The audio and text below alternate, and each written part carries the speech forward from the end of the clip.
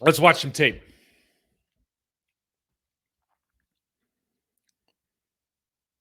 Here's some good. First drive. Got the quarterback throwing off his back foot. He's kind of squaring up his feet. Throws it high. And we get a free one. Okay, Rudy Ford does a good job. I know he's calling out here. I do have to say this. I didn't notice this before, but is that Goff he could have hit right here?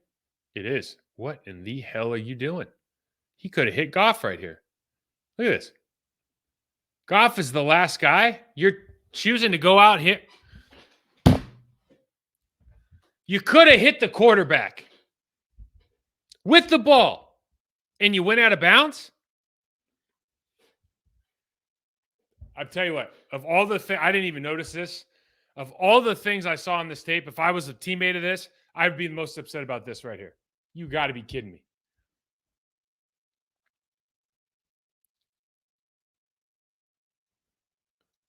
So they did a good job here talking about the Packers. Ford's just reading eyes, right? He should hit this out route, but he sees Goff looking down the middle of the field. They got two crossers coming in with a clear out on the top. That's called the for the love of the game route. You just run you run a 9 down the middle and occupy the safety so you can get the guy underneath. Rudy Ford does a great job of reading eyes here instead of taking that out route. Isn't supposed to be there. Good play. Okay. So we get this. Look at that.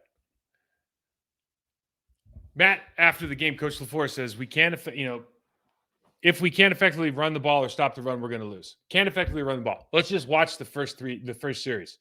You're down on the 16.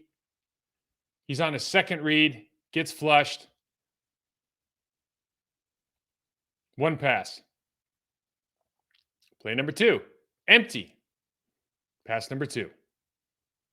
On his second read, bouncing around. Why is he getting, what is the problem? Because it's not like he didn't have time to throw last night. People are going to say he was running for his life. No, he wasn't. He's got a pocket. Hit the back foot. Throw the ball. Look around at the bottom of the screen on the 10-yard line. Every single person is covered. Why? Because they're not running level plays. They're not running plays on multiple levels right now. Okay? They'll do it in the second half, but they don't run plays on. In other words, they don't have an underneath crosser and a deep crosser. All these guys are at the exact same spot. The Lions are satisfied that they can get home with 4 because we got a couple backups in the game. So they're going to rush 4, drop 7. Easy money. So now we got sack. Third play, empty.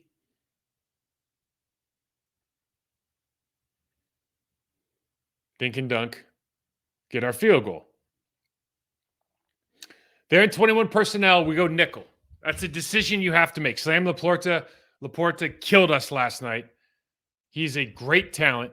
My favorite tight end coming into the draft. I like Musgrave. I love Laporta, just Iowa deal. Okay.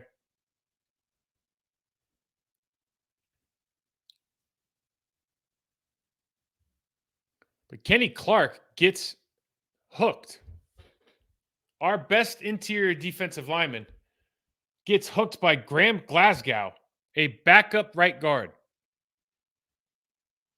Joe Barry can't do anything about this. Okay? He gets hooked by a backup right guard. So they get a 7-yard run, 8-yard run, 10-yard run, excuse me. Just not characteristic, right? Now, TJ Slayton, not getting hooked. Winning at the line of scrimmage, great play. That's how you play the game. You force them to go lateral, you press, you extend, you read, you separate, you make tackles. Got to be the instigator every down, every single down. So we're in man defense. A lot of people, so the Packers lead the league in playing zone. Okay, well, we're going to go man. Well, what's the problem if we go man? Well, got Rasul Douglas on Laporta, rookie. And honestly, Jared Goff, this isn't Rasul Douglas's fault. Maybe he can do a better job or not. I don't know. Laporta's a super athlete. And Goff throws darts, man. If you're letting him step into the throw. He's throwing darts. Now, do you have to give up yards per carry after the catch? Could you just make the tackle and not give him an extra 25 yards? That would be nice. Plus, that could have been a horse collar right there. But you look here, look, he's square. He's not going to square up his body. His feet are going downhill. He's going to step into this throw. You look at the space occupied around the 50-yard line on the left hash. I mean, this is all you can eat. There is nothing that Rasul Douglas can really do. Now, do you want your safety to drive on this? Yeah, but you already have Savage down driving on the other side. Savage isn't doing anything. Right? So is this a coverage scheme or are they just going man with a robber? If they're playing robber, who's he robbing? I don't get it. It's tough. I mean, this is why they scheme. This is why they stay up late at night, because this kind of stuff is, it's tough to unravel. Rasul, almost back-to-back plays here. Stips on this is a stick nod, right? Stutter go, whatever you want to call it. Slips, game. 7-3. So it's 7-3. We went 3 and out. After the game, we can't effectively run the ball. And I'm not saying I've been in games where they pass the ball a bunch and then we go, well, if you would have ran it, you would have ran it. Like, we couldn't run. We can't run. I mean, we average 3.3 yards a carry. The mentality of what you're trying to accomplish, though, I think means something. Okay? That's all I'm saying. I'm not saying like I understand he did 6 passes in a row. So we go pistol, pass again. A guy who you never think's going to get a sack. I didn't even know this guy's name. Isaiah Buggs from San Francisco. Well, he was well coached last year. I know that much. They got a hell of a good line coach in San Francisco. Okay. So he splits Myers and John Runyon Jr. So now we're backed up again. They're out of pistol. Try to go quick. Try to run the quick game. They're satisfied. They zone drop the defensive end. So now all of a sudden what we thought was a wide open throw from Jordan Love, he's got to see that defensive end. He's got to thread it a little bit tighter. He can't lead him. So nice adjustment by Detroit. Aaron, then we go shotgun again. He's holding the ball. They're getting there. Kaminsky can, you put a long arm defensive end against our guards, they're going to struggle. It just is what it is. And then just say, hey, he's going to hold the ball for 3 seconds they're going to struggle. So 3 and out. Look up top here, Nigbari. This is the stuff that is just kind of tough. Because last week we saw Preston Smith box in, play box technique, and absolutely smash the Saints defender on the side of the line of scrimmage, okay? Now, he tries to box, and he gets wheeled on. He's not playing wrong shoulder. He's boxing this guy. And again, Graham Glasgow, the backup right guard, wheels on him. This is Hollins. Wheels on him and lets these guys get another 7-yard gain.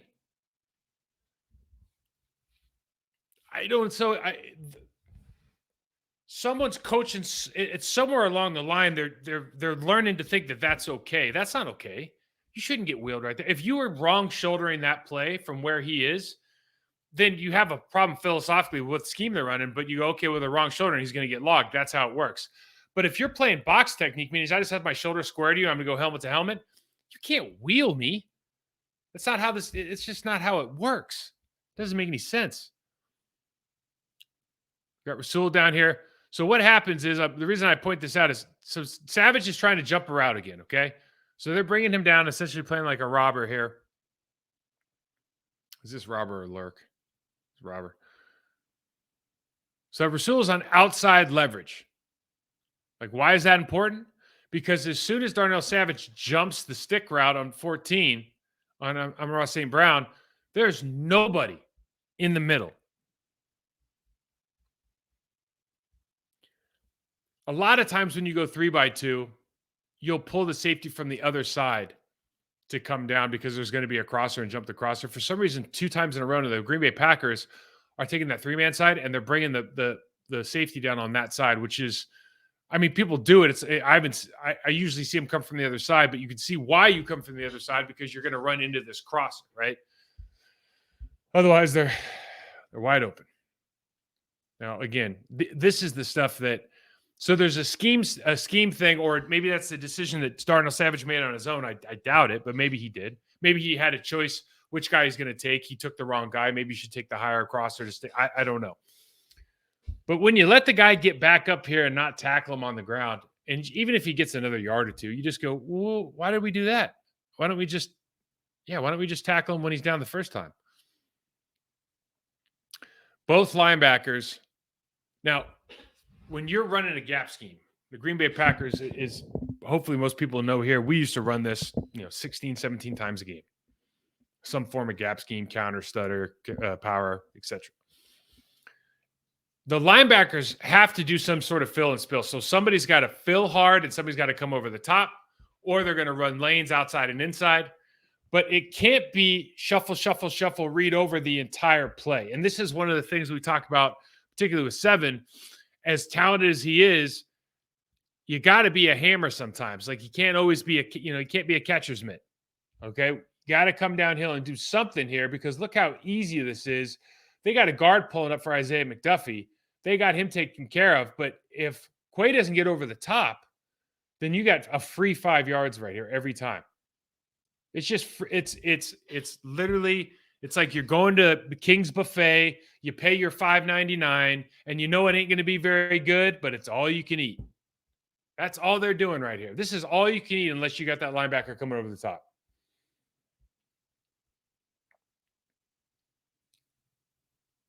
Downhill, great jobs. This is what I'm talking about. So Enabari does a good job. He's just, hey, up against a rookie. You win your 1v1 matchup every once in a while, and you make a play on the ball.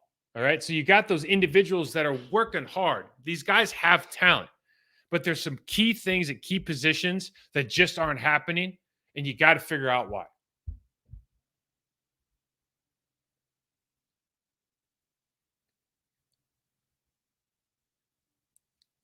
This I can't believe. Jared Goff, one of my favorite quotes of the year so far is I guess Ryan Fitzpatrick's on the prime thing, calling him like a poor man's Matt Ryan. He said something bad about him. And Goff comes up after the game and says, well, I hope my game was up to your standards. As if like Fitzpatrick is like, a 12 is Tom Brady or something like that. So Goff, good for him. Hey, when you're playing like this, you can say whatever you want. I love that he takes on our guys, by the way. And I guess we punish him a little bit, but he was surprised when the quarterback puts his hat in front of his shoulder pads and lets it rip, man. That was kind of awesome.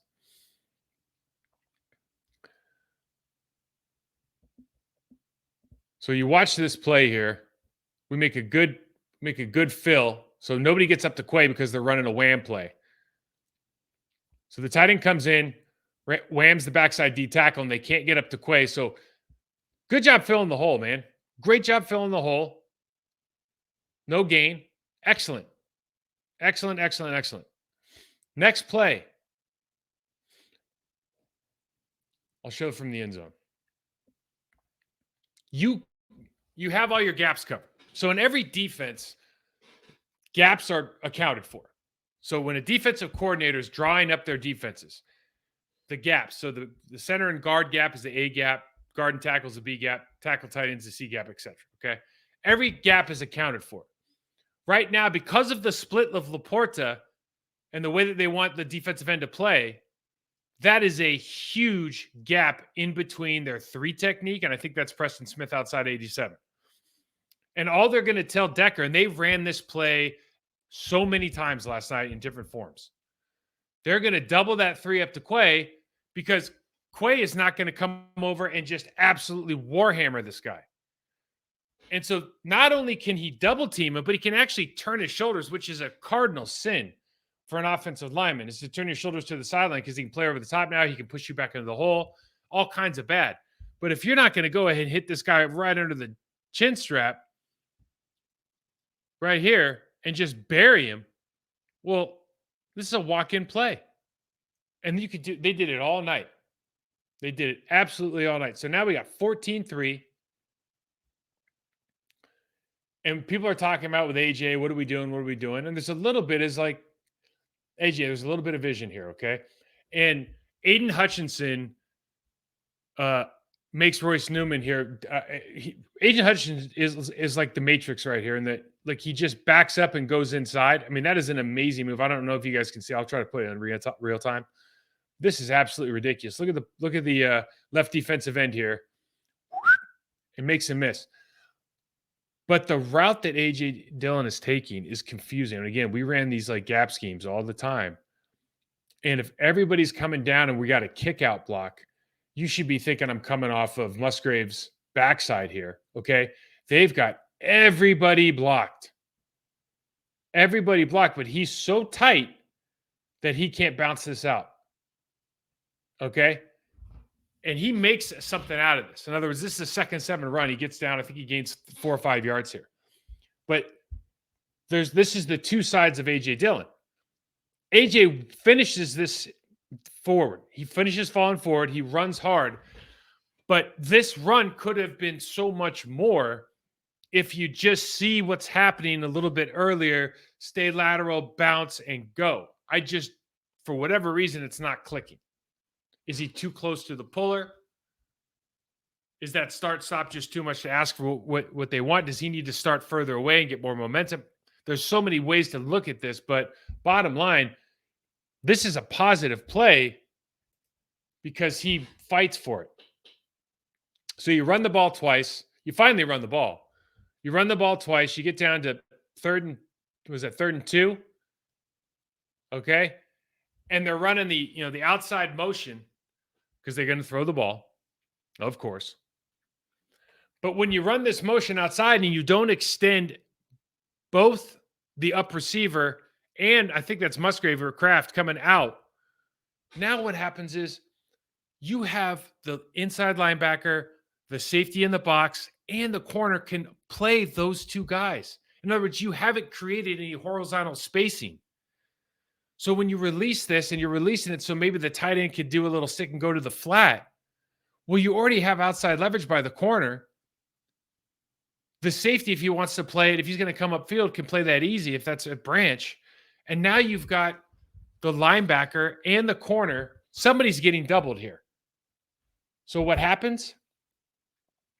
Jordan Love looks down here, realizes that everybody is covered.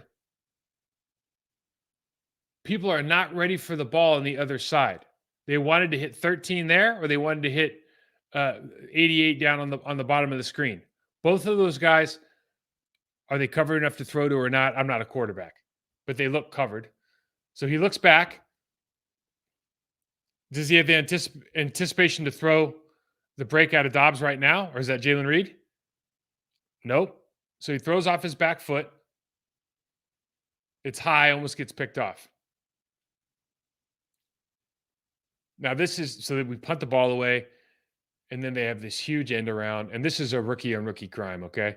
Laporta gets him. This is Van Ness. He fakes, goes in. Van Ness takes out like 4 people here. It's a bad car accident. But, I mean, this is like, we're lucky he didn't go to the house here.